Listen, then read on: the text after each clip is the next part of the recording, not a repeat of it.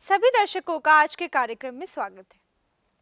हम ये जानते हैं कि विविक्त आवेशों के लिए किसी बिंदु पर विद्युत क्षेत्र कूलाम नियम तथा अध्यारोपण सिद्धांत से प्राप्त किया जाता है, परंतु बहुत से कार्यों के लिए विविक्त आवेशों के पदों में कार्य करना व्यवहारिक नहीं होता।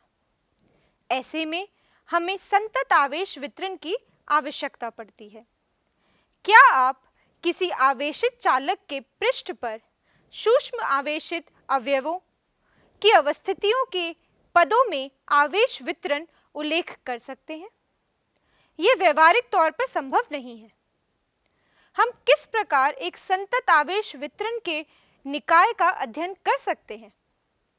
क्या यहाँ हमें किसी अलग गणितीय परिकलन का प्रयोग करना होगा?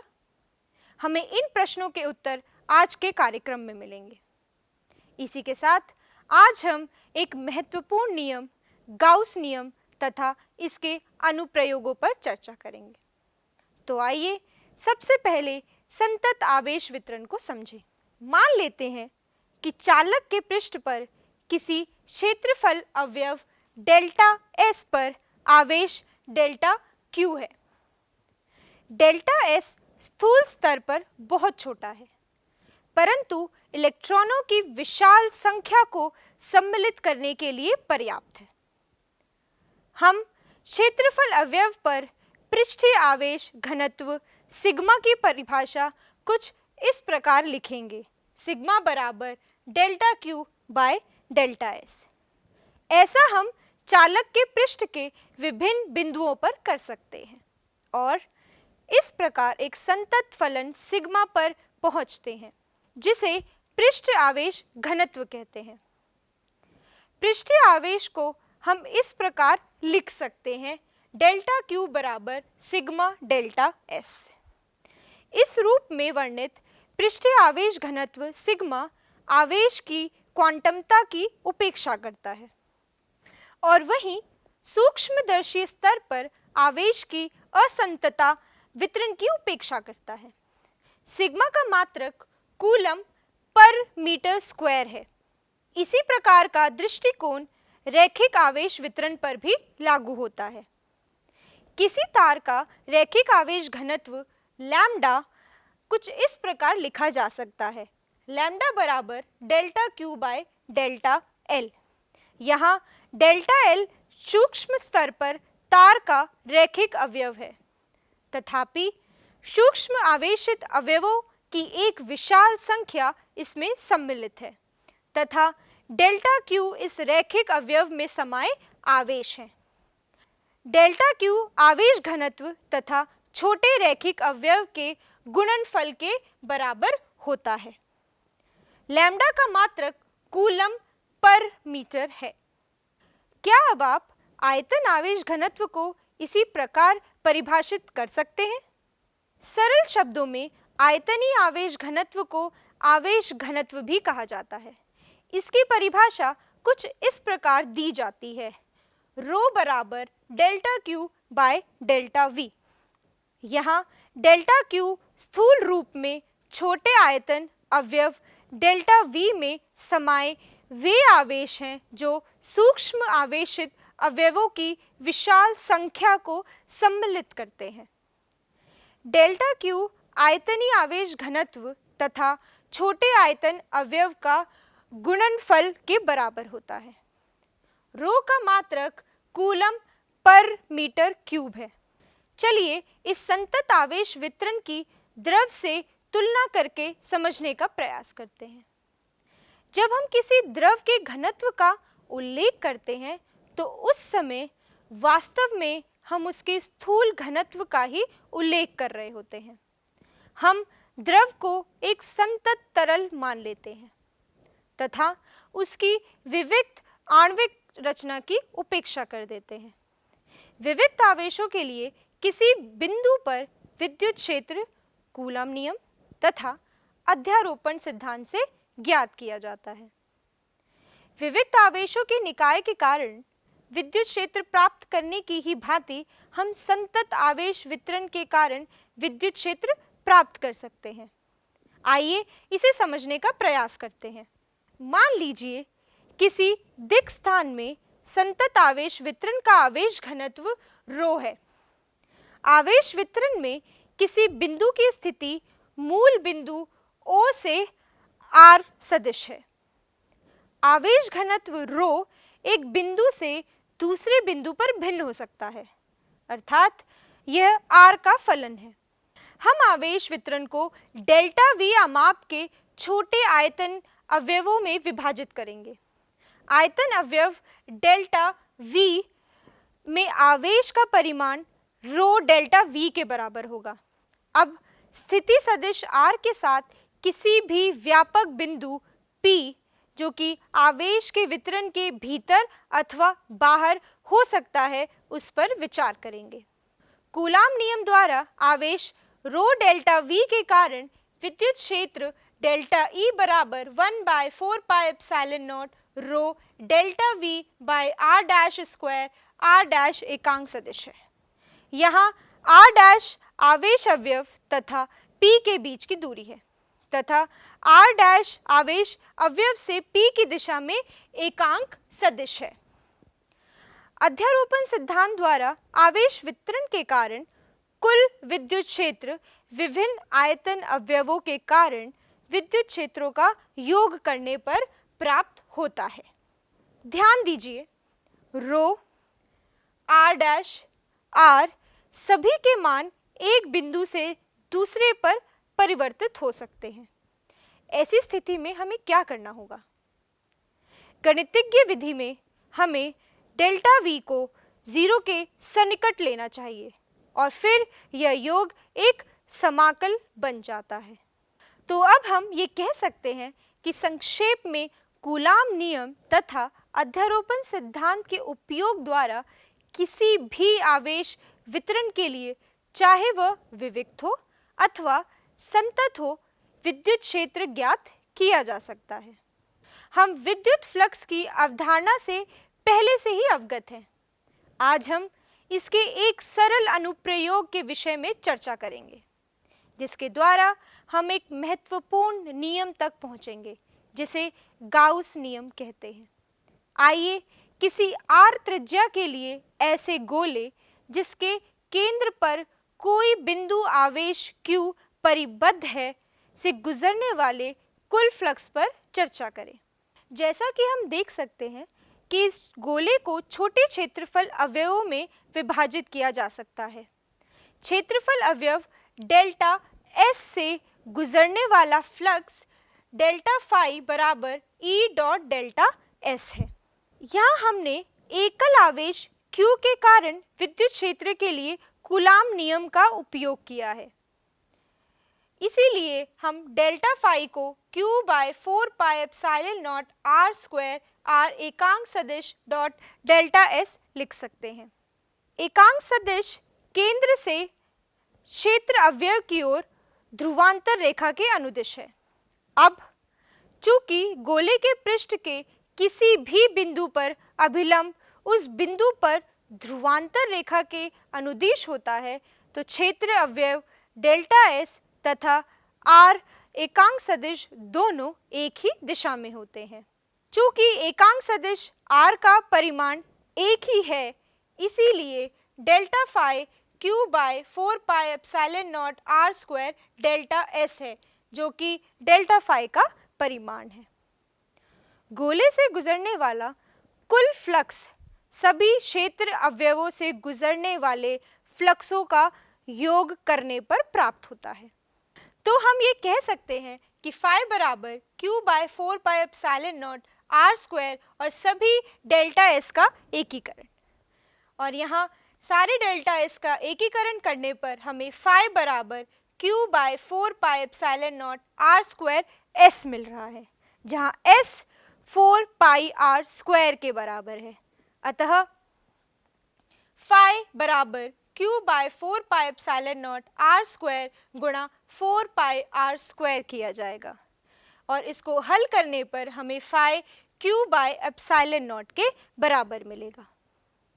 ये समीकरण स्थिर वैद्युतिकी के व्यापक परिमाण का एक सरल दृष्टांत है। इसे गाउस नियम कहते हैं। हम गाउस नियम का इस प्रकार उल्लेख कर सकते हैं। किसी बंद पृष्ठ से गुजरने वाला वैद्युत flux Q by epsilon naught के बराबर होता है। यहाँ Q पृष्ठ S द्वारा परिबद्ध कुल आवेश है। इस नियम में ये उपलक्षित होता है कि यदि बंद पृष्ठ द्वारा कोई आवेश परिबद्ध नहीं है तो उस पृष्ठ से गुजरने वाला कुल फ्लक्स शून्य होता है। आइए इसे एक उदाहरण से समझने का प्रयास करते हैं। यहाँ विद्युत क्षेत्र एक समान है यानी कि E, तथा हम एक ऐसे बंद बेलनाकार पृष्ठ के विषय में चर्चा करेंगे जिसमें बेलन का अक्ष एक समान क्षेत्र E के समांतर है। इसके पृष्ठ से गुजरने वाला कुल फ्लक्स फाई बराबर φ1 प्लस φ2 प्लस φ3 लिखा जाएगा। यहाँ φ1 तथा φ2 सिलेंडर के पृष्ठ 1 तथा 2 जो कि वृत्ताकार अनुप्रस्थ परिच्छेद हैं से गुजरने वाले फ्लक्स को निरूपित करते हैं, तथा φ3 बंद पृष्ठ के वक्रित सिलेंडरी भाग से गुजरने वाले फ्लक्स को निरूपित करता है। वैद्युत फ्लक्स के समीकरण के अनुसार phi E delta S cos theta के बराबर होता है और इसका प्रयोग करने पर पृष्ठ 1, 2 तथा 3 के लिए फ्लक्स ज्ञात किया जा सकता है। अब सबसे पहले पृष्ठ 1 के लिए जैसा कि हम देख सकते हैं कि E की दिशा इस तरफ है और इसके लिए S की दिशा इधर होगी। इसका मतलब ये है कि E और S विपरीत दिशा में है। यही कारण है कि cos थीटा cos 180 के बराबर होगा और cos 180 -1, इसीलिए φ1 माइनस ES1 के बराबर होगा। और वहीं φ2 यानी कि पृष्ठ 2 के लिए E और S दोनों की ही दिशा एक है। यही कारण है कि φ2 प्लस ES2 होगा। और वहीं φ3 यहाँ पर S की दिशा E के साथ 90 डिग्री यानी कि E और S लंबवत है। यही कारण है कि cos 90 0 होने की वजह से φ3 0 आएगा। और कुल फ्लक्स निकालने के लिए जब हम तीनों का योग लेंगे तो यहाँ कुल फ्लक्स हमें शून्य मिलेगा, जैसा कि गाउस नियम से संभावित था। इस प्रकार जब आप पाएं कि एक बंद पृष्ठ के अंदर नेट वैद्युत फ्लक्स शून्य है तो हम इस परिणाम पर पहुंचते हैं कि बंद पृष्ठ के अंतर्विष्ट कुल आवेश शून्य है। अब हम गाउस नियम के कुछ मुख्य तथ्यों को समझेंगे।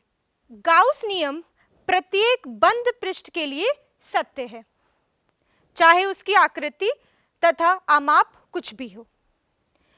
गाउस नियम का समीकरण फाई बराबर Q बाय एप्सिलॉन नॉट में Q में पृष्ठ द्वारा परिबद्ध सभी आवेशों का योग सम्मिलित है। ये आवेश पृष्ठ के भीतर कहीं भी अवस्थित हो सकते हैं। उन परिस्थितियों में जिसमें ऐसे पृष्ठ का चयन किया जाता है कि कुछ आवेश पृष्ठ के भीतर तथा कुछ पृष्ठ के बाहर होते हैं, तो विद्युत क्षेत्र S के भीतर तथा बाहर स्थित सभी आवेशों के कारण है।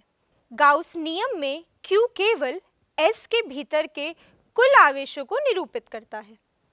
गाउस नियम के अनुप्रयोग के लिए चयन किए जाने वाले पृष्ठ को गाउसीय पृष्ठ कहते हैं।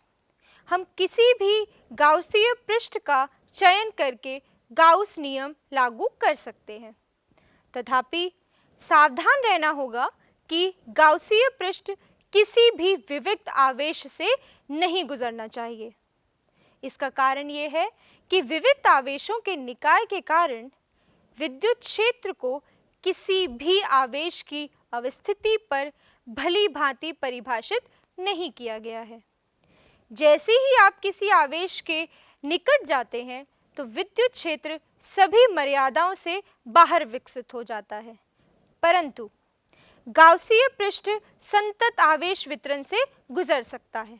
गाउस नियम प्रायः एक ऐसे निकाय के लिए उपयोगी होता है जिसमें कुछ सममिति हो। उचित गाउसीय पृष्ठ का चयन इसे सुविधाजनक बना देता है। अंत में गाउस नियम कूलाम नियम में अंतर्निहित दूरी पर व्युत्क्रम वर्ग निर्भरता पर आधारित है। गाउस नियम का कोई उल्लंघन व्युत्क्रम वर्ग नियम में विचलन को संकेत करेगा। जैसा कि हम चर्चा कर चुके हैं कि किसी व्यापक आवेश वितरण के कारण विद्युत क्षेत्र किस प्रकार ज्ञात किया जा सकता है। अब हम कुछ सममित आवेश विन्यासों के लिए गाउस नियम का उपयोग करके विद्युत क्षेत्र को सरल ढंग से प्राप्त करेंगे। इसका एक उदाहरण कुछ इस प्रकार है। मान लेते हैं किसी अनंत लंबाई वाले सीधे पतले तार का एक समान रैखिक आवेश घनत्व लैम्डा है। स्पष्ट रूप से यह तार एक सममित अक्ष है। मान लीजिए हम O से P की दिशा में ध्रुवांतर लेकर इसे तार के चारों ओर घूर्णन कराते हैं। इस प्रकार प्राप्त P dash, P double dash और P1 आवेशित तार के संदर्भ में संपूर्ण रूप से तुल्य है। इससे यह उपलक्षित होता है कि इन बिंदुओं पर विद्युत क्षेत्र का परिमाण समान होना चाहिए। प्रत्येक बिंदु पर विद्युत क्षेत्र की दिशा अरीय होनी चाहिए और यदि लैम्डा 0 से बड़ा है तो ये बहिर्मुखी होगी, यदि लैम्डा 0 से छोटा है तो ये अंतर्मुखी होगी। तार के रैखिक अवयवों P1 तथा P2 के युगल पर विचार करते हैं। इस युगल के दो अवयवों द्वारा उत्पन्न विद्युत क्षेत्रों का संकलित करने पर प्राप्त परिमाणु विद्युत क्षेत्र अरीय होता है। ध्रुवांतर के अभिलंबित अवयव एक दूसरे को निरस्त कर देते हैं। यह इस प्रकार के सभी युगलों के लिए सत्य है। अतः किसी भी बिंदु P पर कुल विद्युत क्षेत्र अरीय है। अंत में चूंकि तार अनंत है, तार की लंबाई के अनुदिश विद्युत क्षेत्र बिंदु P की स्थिति पर निर्भर नहीं करता। संक्षेप में तार को अभिलंबित काटने वाले तल में विद्युत क्षेत्र हर स्थान पर अरीय है तथा इसका परिमाण केवल त्रिज्य दूरी r पर निर्भर करता है। चलिए अब विद्युत क्षेत्र को परिकलित करते हैं। ऐसा करने के लिए हम गाउस नियम की सहायता लेंगे, जिसके लिए गाउस पृष्ठ को बनाना होगा। किसी भी बेलनाकार गाउसीय पृष्ठ की कल्पना कीजिए। चूंकि विद्युत क्षेत्र हर स्थान पर अरीय है, बेलनाकार गाउसीय पृष्ठ के दो सिरों से गुजरने वाला फ्लक्स 0 या 0 होगा। पृष्ठ के बेलनाकार भाग पर विद्युत क्षेत्र E पृष्ठ के हर बिंदु पर अभिलंबित होगा तथा केवल r पर निर्भर होने के कारण इसका परिमाण नियत है। वक्रित भाग का पृष्ठीय क्षेत्रफल 2 पाई r l होता है। यहाँ l सिलेंडर की लंबाई है। गाउसीय पृष्ठ से गुजरने वाला फ्लक्स पृष्ठ की वक्रित बेलनाकार भाग से गुजरने वाला फ्लक्स है, जो कि E गुणा 2 पाई r l है। पृष्ठ में लैम्डा l के बराबर आवेश सम्मिलित है। गाउस नियम के अनुसार E गुणा 2 पाई r l lambda l bye epsilon naught के बराबर होगा। इसको हल करने पर हमें विद्युत क्षेत्र lambda by 2 pi r epsilon naught प्राप्त होगा। सदिश रूप में किसी भी बिंदु पर विद्युत क्षेत्र E कुछ इस प्रकार से व्यक्त किया जाएगा।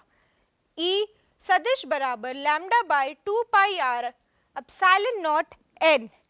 यहाँ n तार के किसी बिंदु के अभिलंबित गुजरने वाले तल में त्रिज्य एकांक सदिश है।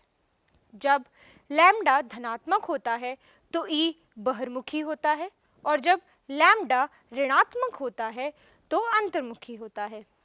ध्यान दीजिए, जब हम सदिश A को एकांक सदिश से गुणित अदिश के रूप में अर्थात A को A एकांक सदिश के रूप में लिखते हैं तो अदिश A एक बीजगणितीय संख्या है। ये धनात्मक भी हो सकता है और ऋणात्मक भी।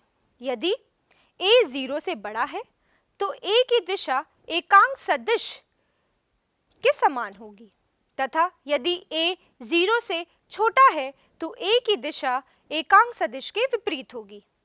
जब हम ऋणेतर मानों तक सीमित रखना चाहते हैं तो हम प्रतीक A का उपयोग करते हैं तथा इसे A का मॉड्यूलस या मापांक कहते हैं।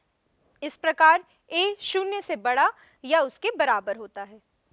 जैसा कि हम जानते हैं कि लैम्डा L पृष्ठ द्वारा परिबद्ध आवेश को ही केवल सम्मिलित करता है, परंतु विद्युत क्षेत्र E समस्त तार पर आवेश के कारण है।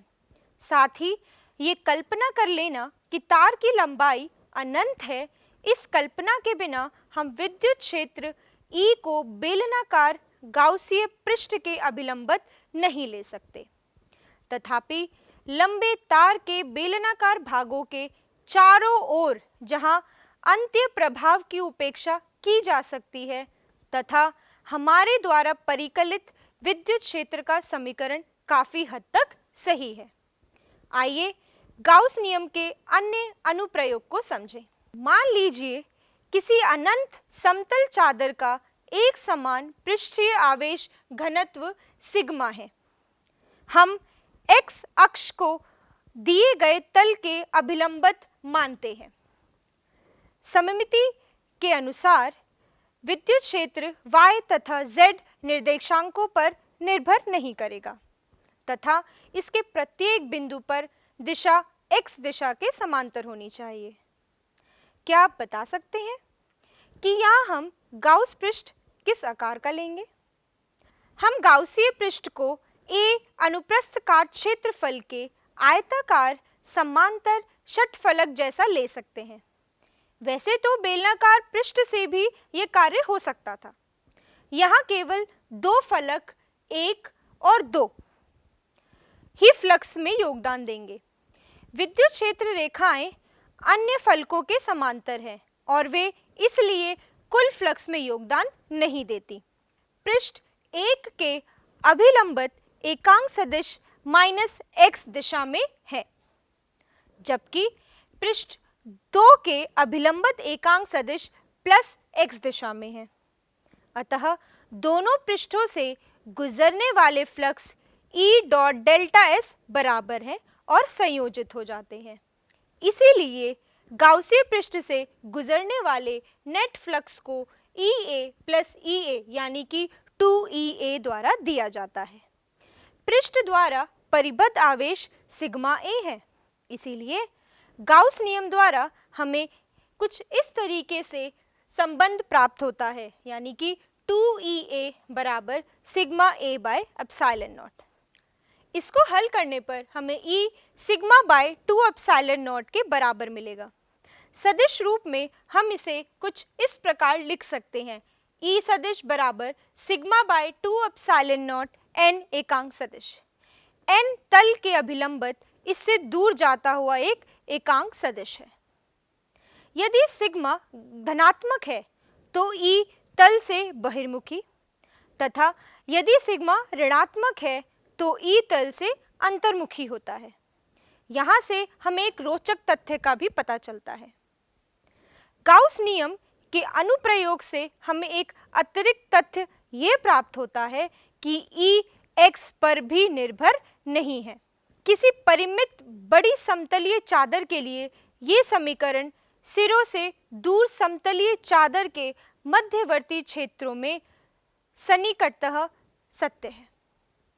आइए हम गाउस नियम के एक और अनुप्रयोग को समझते हैं। मान लीजिए कि r त्रिज्या के एक पतले गोलीय खोल का एक समान पृष्ठीय आवेश घनत्व सिग्मा है। स्पष्ट रूप से इस स्थिति में गोलीय सममिति है। किसी बिंदु P पर, चाहे वो बाहर है या भीतर है, विद्युत क्षेत्र केवल R पर निर्भर कर सकता है। यहाँ R खोल के केंद्र से उस बिंदु तक की त्रिज्या दूरी है तथा इस क्षेत्र की अर्य अर्थात ध्रुवांतर के अनुदिश होना चाहिए। सबसे पहले खोल के बाहर ध्रुवांतर R के किसी बिंदु P पर विचार करेंगे। जैसा कि हम जानते हैं कि बिंदु P पर E का परिकलन करने के लिए हम केंद्र O तथा त्रिज्या R के बिंदु P से गुजरने वाले गोले को गाउसीय पृष्ठ मान लेते हैं। दिए गए आवेश विन्यास के सापेक्ष इस गोले पर स्थित प्रत्येक बिंदु समतुल्य है। गोलीय सममिति से हमारा यही अभिप्राय है। इसीलिए गाउसीय पृष्ठ के प्रत्येक बिंदु पर विद्युत क्षेत्र का समान परिमाण E है तथा प्रत्येक बिंदु पर ध्रुवांतर के अनुदिश है। इस प्रकार प्रत्येक बिंदु पर E तथा डेल्टा S समांतर है तथा प्रत्येक अवयव से गुजरने वाला फ्लक्स E डेल्टा S है। सभी डेल्टा S का संकलन करने पर गाउसीय पृष्ठ से गुजरने वाला फ्लक्स E गुणा 4 पाई R स्क्वायर के बराबर है और परिबद्ध आवेश सिग्मा गुणा 4 पाई R स्क्वायर है। तो गाउस नियम के अनुसार E गुणा 4 पाई R स्क्वायर सिग्मा गुणा 4 pi R square by epsilon naught के बराबर होगा और इस समीकरण को हल करने पर हमें E सिग्मा गुणा 4 पाई R स्क्वायर जो कि इस गोल की त्रिज्या है बाय 4 पाई R स्क्वायर जो कि इस गॉसीय पृष्ठ की त्रिज्या है गुणा एप्सिलॉन नॉट होगा, जिसको हल करने पर हमें Q by 4 pi R square epsilon naught प्राप्त होगा। हम कह सकते हैं कि ये एक महत्वपूर्ण परिणाम गाउस नियम का प्रत्यक्ष निष्कर्ष है जो कूलाम नियम से प्राप्त हुआ है। इस नियम का प्रायोगिक सत्यापन कूलाम नियम में 1 बाय R स्क्वायर की निर्भरता की पुष्टि करता है। हम सदिश रूप में E को Q by 4 pi R square epsilon naught R एकांक सदिश के द्वारा दिखा सकते हैं। यदि Q शून्य से बड़ा है तो विद्युत क्षेत्र बहिर्मुखी होता है और यदि Q शून्य से छोटा है तो विद्युत क्षेत्र अंतर्मुखी होता है। तथापि यह खोल के केंद्र O पर स्थित आवेश Q द्वारा उत्पन्न विद्युत क्षेत्र है। ये जानना बहुत महत्वपूर्ण है कि खोल के बाहर स्थित बिंदुओं पर एक समान आवेशित गोलीय खोल के कारण विद्युत क्षेत्र इस प्रकार का होता है जैसे कि खोल का समस्त आवेश उस केंद्र पर स्थित है। अब खोल के भीतर विद्युत क्षेत्र को हम देखेंगे। बिंदु P खोल के भीतर है। इस प्रकरण में गाउस पृष्ठ P से गुजरने वाला वह गोला है जिसका केंद्र O है। पहले के परिकलनों की ही भांति गाउसीय पृष्ठ से गुजरने वाला फ्लक्स E गुणा 4 पाई R स्क्वायर के बराबर होगा। तथापि इस प्रकरण में गाउसीय पृष्ठ में कोई आवेश परिबद्ध नहीं है। तब गाउस नियम के अनुसार ये E गुणा 4 पाई R स्क्वायर बराबर 0 होगा, जिसके अनुसार E 0 के बराबर होगा जब ये P बिंदु इस गोले के भीतर होगा। अर्थात एक समान आवेशित पतले गोलीय खोल के कारण उसके भीतर स्थित सभी बिंदुओं पर विद्युत क्षेत्र शून्य है। जैसा कि हम जानते हैं कि परमाणु का प्रारंभिक प्रतिरूप जे थॉमसन द्वारा दिया गया था, जिसमें एक धनात्मक नाभिक को एक समान घनत्व के ऋणावेश से घेरा हुआ माना गया था। आप इस प्रतिरूप के लिए नाभिक से r दूरी पर गाउस नियम की सहायता से विद्युत क्षेत्र को परिकलित करने का प्रयास करें। इसी के साथ अपनी पाठ्य पुस्तक में इससे संबंधित प्रश्नों के उत्तर देने का प्रयास करें और अपने साथियों से इसकी चर्चा अवश्य करें। धन्यवाद।